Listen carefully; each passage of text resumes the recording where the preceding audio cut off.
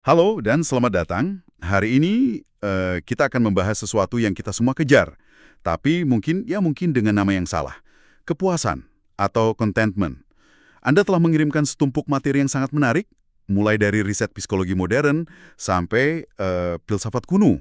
Semua mencoba menjawab satu pertanyaan. Apa sih sebenarnya kepuasan itu? Dan kenapa rasanya begitu sulit digapai? Benar, dan yang menarik dari semua sumber ini adalah mereka semua mulai dari titik yang sama. Kita sering salah kaprah. Kita sering menyamakan kepuasan dengan kebahagiaan. Jadi misi kita hari ini adalah membedah tumpukan materi ini, menyatukan semua perspektifnya, dan membangun semacam peta. Peta untuk memahami dari mana datangnya perasaan cukup yang sejati, dan bagaimana kita bisa mengundangnya masuk ke dalam hidup kita. Oke, mari kita mulai dari situ. Karena jujur saja, itu adalah hal pertama yang paling mengejutkan saya dari semua bacaan ini. Saya selalu berpikir kepuasan dan kebahagiaan itu sinonim. Ternyata, menurut sumber-sumber ini, keduanya adalah dua hal yang sangat berbeda. Ini sepertinya titik awal yang paling fundamental untuk kita bedah ya. Tepat sekali. Dan ini bukan sekedar permainan kata, tapi perbedaan yang punya implikasi besar terhadap cara kita menjalani hidup. Hampir semua materi yang Anda berikan menggambarkan kebahagiaan sebagai emosi yang, katakanlah, naik. Sebuah lonjakan perasaan senang. Oh, oke. Dan biasanya dipicu oleh sesuatu dari luar. Seperti dapat bonus di kantor, menang undian, atau bahkan sesederhana makan es krim di hari yang panas. Persis. Rasanya enak, tapi kita semua tahu perasaan itu tidak bertahan lama kan? Besoknya, kita kembali ke titik awal. Persis. Salah satu sumber Anda menggunakan analogi yang bagus banget soal ini. Kebahagiaan itu seperti cuaca. Cuaca. Iya, hari ini bisa cerah dan hangat, besok bisa mendung dan badai. Sangat fluktuatif dan bergantung pada kondisi eksternal. Kepuasan di sisi lain itu lebih seperti iklim. Ah, iklim. Oke, saya paham. Jadi tren jangka panjangnya. Betul. Ia adalah kondisi latar yang lebih stabil, lebih tenang, dan tidak terlalu terpengaruh oleh badai kecil yang datang dan pergi setiap hari. Ini adalah perasaan, sebuah kedamaian yang mendasar. Jadi kalau kita bedah lebih dalam, perbedaannya ada di beberapa level ya. Pertama, durasinya. Kebahagiaan itu cepat berlalu, kepuasan itu jangka panjang. Benar. Kedua, sumbernya. Kebahagiaan seringkali impor dari luar, sedangkan kepuasan itu Tepat. Dan yang ketiga, energinya. Kebahagiaan itu seringkali digambarkan sebagai kegembiraan yang meluap-luap, seperti tertawa terbahak-bahak. heboh gitu ya. Heboh, kepuasan lebih hening, lebih seperti senyum tipis yang tulus. Nah, ini membawa kita ke konsep yang disebut hedonic treadmill yang juga disinggung di materi Anda. Ayah, treadmill hedonis. Konsep ini kan intinya mengatakan bahwa kita manusia punya kecenderungan untuk cepat beradaptasi dengan hal-hal baik. Betul. Jadi, saat kita dapat promosi, kita senang sesaat. Tapi tak lama kemudian, gaji baru itu jadi standar baru kita. Untuk merasakan lonjakan kebahagiaan yang sama, kita butuh promosi lagi. Mobil baru lagi, liburan lagi, kita terus berlari di tempat untuk mengejar perasaan senang itu. Dan itu sangat melelahkan kan? Sangat. Mengejar kebahagiaan model ini tuh seperti mencoba memuaskan dahaga dengan minum air garam. Semakin banyak Anda minum, semakin haus Anda jadinya. Kepuasan sebaliknya adalah tentang turun dari treadmill itu. Ini bukan berarti berhenti berusaha, tapi berhenti menggantungkan kedamaian batin kita pada pencapaian berikutnya. Ada kutipan indah dari salah satu materi Anda yang merangkum ini dengan sempurna. Bunyinya, kepuasan bukanlah pemenuhan dari apa yang Anda inginkan. Tetapi kesadaran tentang seberapa banyak yang sudah Anda miliki. Itu dia. Jadi ini bukan soal mendapatkan semuanya, tapi soal menginginkan apa yang sudah ada. Nah, ini membawa kita ke bagian selanjutnya yang menurut saya paling praktis. Semua sumber ini sepakat bahwa kepuasan itu bukan keberuntungan. Itu adalah sebuah keahlian. Sesuatu yang bisa kita latih. Dan latihannya dimulai dari dalam kepala kita sendiri. Tepat. Ini adalah pergeseran dari melakukan ke menjadi. Ada beberapa pilar pola pikir yang terus muncul di semua materi, dan yang paling dasar adalah rasa syukur. Tapi ini perlu digarisbawahi, rasa syukur di sini bukan optimisme buta atau toxic positivity, bukan tentang pura-pura semuanya baik-baik saja saat tidak. Bukan seperti menempel stiker senyum di atas masalah gitu ya. Sama sekali bukan. Ini adalah latihan mental yang disengaja untuk mengalihkan sorotan pikiran kita. Pikiran kita secara alami, karena evolusi, cenderung fokus pada apa yang salah, apa yang kurang, apa yang mengancam. Mekanisme pertahanan diri. Betul. Latihan syukur secara aktif melatih otak untuk juga memperhatikan apa yang sudah ada dan berfungsi baik. Sesederhana secangkir kopi di pagi hari atau fakta bahwa kita bisa bernafas dengan lega. Ini tentang menyeimbangkan neraca mental kita. Oke, itu masuk akal. Lalu pilar kedua yang sering disebut adalah penerimaan. Salah satu sumber bahkan memakai istilah yang kuat, penerimaan radikal. Ini kedengarannya agak pasif ya, seperti menyerah pada keadaan. Apakah memang begitu? Saya paham kenapa terdengar seperti itu, tapi sebenarnya justru sebaliknya. Penerimaan radikal bukanlah kepasrahan. Ini adalah pengakuan yang jernih terhadap realitas saat ini tanpa melawannya secara sia-sia. Oke. Coba bayangkan Anda terjebak macet. Anda punya dua pilihan. Mengumpat, membunyikan klakson, stres, yang tidak akan membuat mobil bergerak 1 senti pun. Dan cuma bikin makin capek. Tepat. Atau Anda menerima, oke, saya terjebak macet, apa yang bisa saya lakukan sekarang? Mungkin saya bisa mendengarkan musik atau menelpon teman. Jadi ini bukan tentang menyukai situasinya, tapi berhenti membuang-buang energi untuk melawan kenyataan yang tidak bisa diubah. Tepat. Ini terhubung langsung dengan filsafat stoicisme yang juga Anda sertakan. Kaum Stoa sangat menekankan pentingnya membedakan apa yang bisa kita kendalikan dan apa yang tidak. Dan satu-satunya yang benar-benar kita kendalikan adalah pikiran dan respons kita. Bukan kejadiannya itu sendiri. Betul. Melawan kenyataan, berpikir seharusnya tidak seperti ini, justru sumber penderitaan terbesar, seringkali lebih besar dari masalah itu sendiri. Penerimaan adalah langkah pertama untuk bisa bertindak secara efektif. Dan ini berlaku juga untuk penerimaan diri kan? Ada banyak sekali pembahasan tentang self-compassion.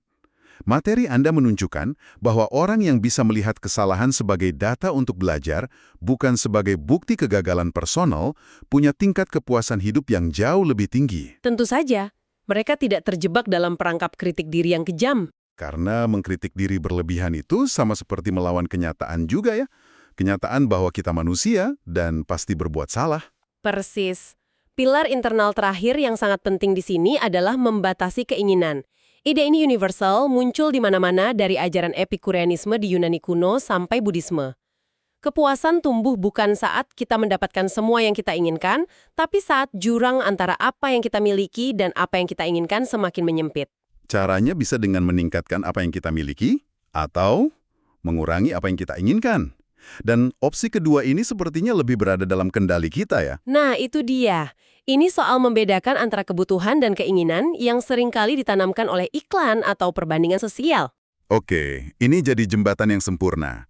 Jadi, mengubah pola pikir syukur, penerimaan, membatasi keinginan, itu fondasi internalnya. Tapi saya jadi berpikir, seberapa jauh kita bisa melangkah hanya dengan pikiran? Maksud saya, kalau kita sendirian di sebuah ruangan dengan pikiran yang paling puas sekalipun, apakah itu cukup? Pertanyaan bagus. Dan sumber-sumber Anda sepertinya berargumen bahwa pikiran kita harus berinteraksi dengan dunia luar untuk benar-benar solid. Ya, kita tidak hidup di ruang hampa. Ternyata, lingkungan dan tindakan nyata kita juga punya peran krusial dalam membangun fondasi kepuasan ini. Dan faktor eksternal nomor satu yang paling menonjol, yang disebut di hampir semua sumber, adalah hubungan yang bermakna. Ada satu sumber Anda yang sangat kuat soal ini, yang mengutip studi Harvard tentang perkembangan orang dewasa. Oh ya, studi yang itu, yang berjalan selama lebih dari 80 tahun kan? Betul, salah satu studi longitudinal terpanjang dalam sejarah. Mereka melacak kehidupan ratusan orang dari remaja hingga usia senja, dari berbagai latar belakang. Mereka memantau semuanya ya. Kesehatan fisik, mental, karir. Semuanya. Dan setelah 8 dekade lebih, kesimpulannya bukan uang, bukan ketenaran. Tunggu dulu, ini luar biasa. Maksudnya, setelah melacak orang selama 8 dekade, melewati Perang Dunia II, resesi, perubahan teknologi gila-gilaan, faktor penentu utamanya adalah apakah mereka punya orang yang bisa mereka andalkan. Itu dia. Wah, itu benar-benar mengubah cara kita seharusnya memprioritaskan hidup ya kan? Tepat, pesan yang paling jelas dari penelitian di 80 tahun itu adalah hubungan yang baik membuat kita lebih sehat dan lebih puas. Titik. Bukan jumlah teman di media sosial, tapi kualitas hubungan yang dalam, di mana kita bisa menjadi diri sendiri dan merasa didukung. Hubungan yang baik itu melindungi otak dan tubuh kita. Wow, jadi bukan uang, bukan ketenaran, tapi hubungan. Itu benar-benar menempatkan segalanya dalam perspektif. Ini mengarah ke pilar eksternal berikutnya yang juga sering dibahas. Tujuan dan flow. Benar, dan ini bukan tentang tujuan muluk seperti menyelamatkan dunia. Sumber-sumber Anda sangat jelas bahwa ini bisa berupa hal-hal yang lebih membumi. Merawat kebun mungkin. Bisa, atau menjadi mentor bagi junior di kantor, menguasai resep baru, atau sekedar menjadi teman yang bisa diandalkan.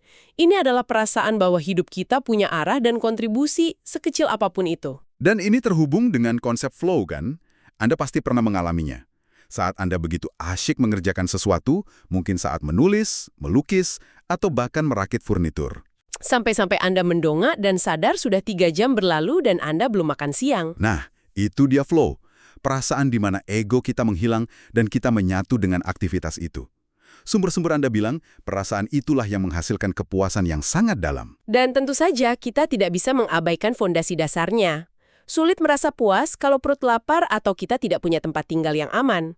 Kebutuhan biologis dan finansial itu nyata. Tidur cukup, nutrisi. Betul, bergerak. Semua ini mengatur kimiawi otak kita untuk merasa stabil. Soal uang, ini selalu jadi pertanyaan besar. Jadi menurut materi ini, apakah uang benar-benar tidak bisa membeli kebahagiaan atau kepuasan? Jawabannya lebih bernuansa. Uang bisa membeli kepuasan, tapi hanya sampai titik tertentu. Titik itu adalah kecukupan. Cukup untuk apa? Cukup untuk menutupi kebutuhan dasar. Makanan, tempat tinggal, kesehatan, dan memberikan sedikit rasa otonomi. Kontrol atas waktu dan pilihan Anda. Itu sangat krusial. Tapi, setelah titik itu tercapai, kurvanya menjadi sangat datar. Penelitian secara konsisten menunjukkan bahwa penambahan pendapatan dari, katakanlah 1 miliar menjadi 10 miliar per tahun, hampir tidak menambah tingkat kepuasan hidup sehari-hari. Oke, jadi kita sudah punya gambaran. Ada pilar internal di pikiran kita, dan ada fondasi eksternal dalam hidup kita. Tapi, di dunia modern ini, rasanya banyak sekali jebakan yang siap merusak semua itu. Apa saja jebakan utama yang diidentifikasi oleh sumber-sumber ini? Jebakan terbesar yang disebut berulang kali adalah perbandingan sosial. Secara spesifik yang diperparah oleh media sosial. Sudah kuduga. Pasti untuk merasa tidak pernah cukup. Theodore Roosevelt pernah berkata, perbandingan adalah pencuri kebahagiaan. Dan sepertinya itu masih sangat relevan ya. Sangat. Setiap kali kita membuka Instagram, kita seperti sengaja mengundang ratusan orang untuk membuat kita merasa hidup kita kurang menarik. Jebakan lain yang menarik adalah kebahagiaan bersyarat. Ya, ini adalah pola pikir, saya akan puas jika atau ketika. Saya akan puas ketika saya lulus. Lalu, ketika saya dapat kerja. Lalu, ketika saya menikah. Ketika saya punya anak. Ketika anak-anak sudah besar. Ini seperti mengejar cakrawala ya, tidak akan pernah sampai. Tepat. Kepuasan selalu ditunda ke masa depan yang tidak pernah tiba. Tapi, bukankah pola pikir ketika itu yang mendorong kita untuk maju dan berambisi? Kalau kita tidak punya tujuan masa depan, apa kita tidak jadi malas dan berpuas diri begitu saja? Pertanyaan bagus. Disinilah perbedaannya. Ambisi yang sehat adalah tentang menikmati proses perjuangan menuju tujuan terlepas dari hasilnya. Kebahagiaan bersyarat adalah saat kita menggantungkan seluruh nilai dan kedamaian diri kita pada pencapaian tujuan itu. Jadi jika gagal, kita hancur. Jika berhasil, kita hanya merasa lega sesaat sebelum menetapkan syarat berikutnya. Oke. Jadi kepuasan sejati justru ditemukan dalam prosesnya. Dalam flow saat mengerjakan sesuatu yang bermakna itu. Betul. Oke, itu penjelasan yang sangat membantu. Jadi, dengan semua pemahaman ini, mari kita bicara soal langkah praktis. Berdasarkan semua saran dari materi ini, apa saja eksperimen kecil yang bisa kita coba untuk mulai melatih otot kepuasan ini? Salah satu yang paling sederhana dan paling kuat adalah memulai jurnal syukur mini. Bukan harus menulis panjang. Cukup di pagi hari, sebelum mengecek ponsel, sebutkan 3 hal spesifik yang Anda syukuri. Bukan hal umum seperti keluarga, tapi lebih spesifik. Contohnya? Cara istri saya membuatkan kopi pagi ini. sinar matahari yang masuk lewat jendela, lagu yang saya dengar di radio kemarin. Kekuatan ada di detilnya. Lalu ada latihan jeda sadar, mungkin 5-10 menit sehari. Ini bukan tentang mengosongkan pikiran yang hampir mustahil. Betul, tujuannya hanya duduk tenang dan memperhatikan nafas. Setiap kali pikiran melayang, dan itu pasti terjadi, kita dengan lembut membawanya kembali ke napas. Ini melatih otot perhatian kita. Supaya tidak mudah terseret oleh kecemasan atau penyesalan? Oke, masuk akal. Saran lain yang sangat praktis adalah kurangi dosis perbandingan. Ini bisa berarti melakukan detoks media sosial. Misalnya, tidak membuka Instagram di jam pertama setelah bangun tidur. Atau secara sadar unfollow akun-akun yang secara konsisten membuat Anda merasa iri atau tidak cukup baik. Tepat. Beri pikiran Anda ruang untuk fokus pada perjalanan Anda sendiri. Ada juga ide untuk menetapkan satu tujuan harian yang realistis. Alih-alih membuat daftar tugas yang panjangnya 1 kilometer dan merasa gagal di akhir hari, pilih satu hal paling penting yang ingin Anda selesaikan. Menyelesaikan satu hal itu memberikan rasa pencapaian yang nyata, daripada terus merasa kewalahan. Dan yang terakhir, tapi tidak kalah penting, terhubung dengan sesuatu yang nyata. Bisa dengan alam, berjalan kaki tanpa tujuan di taman. Bisa dengan orang lain, mengirim pesan singkat yang tulus ke seorang teman, atau bisa dengan tubuh Anda sendiri, melakukan peregangan ringan. Aktivitas-aktivitas ini membawa kita kembali ke saat ini ya, menjauh dari kebisingan abstrak di kepala kita. Yang paling penting dari semua ini, seperti yang ditekankan salah satu sumber Anda, adalah melihat kepuasan sebagai sebuah praktik, bukan tujuan akhir. Ini bukan sesuatu yang kita capai lalu selesai. Hidup akan selalu melemparkan tantangan. Selalu. Kepuasan adalah kemampuan untuk kembali ke titik keseimbangan lagi dan lagi. Betul sekali. Jadi, setelah membedah semua sumber ini, gambaran yang muncul sangat jelas. Kepuasan bukanlah tentang mendapatkan semua yang kita inginkan. Melainkan tentang secara bijak dan penuh syukur berhubungan dengan apa yang sudah kita miliki. Ini adalah pergeseran fundamental. Dari pengejaran eksternal yang tak ada habisnya, ke keteraturan internal yang tenang. Ini tentang kejelasan, pengendalian diri, dan kesederhanaan yang dipilih secara sadar. Salah satu sumber Anda mendefinisikannya dengan sangat indah. Kepuasan adalah perasaan adem yang tahan lama, yang muncul ketika keinginan kita proporsional, perhatian kita stabil, dan usaha kita terasa bermakna. Sebagai penutup, kami ingin meninggalkan Anda dengan satu pemikiran untuk direnungkan yang dibangun dari semua ide ini. Sumber-sumber ini berulang kali menekankan bahwa kepuasan datang dari menginginkan apa yang Anda miliki. Jadi pertanyaannya untuk Anda renungkan adalah, dalam hidup Anda saat ini, apa satu hal bisa jadi sebuah hubungan, pekerjaan, situasi, atau bahkan aspek dari diri Anda sendiri, yang hari ini bisa Anda pilih untuk Anda inginkan dengan rasa syukur dan penerimaan penuh, alih-alih terus-menerus mencoba mengubahnya?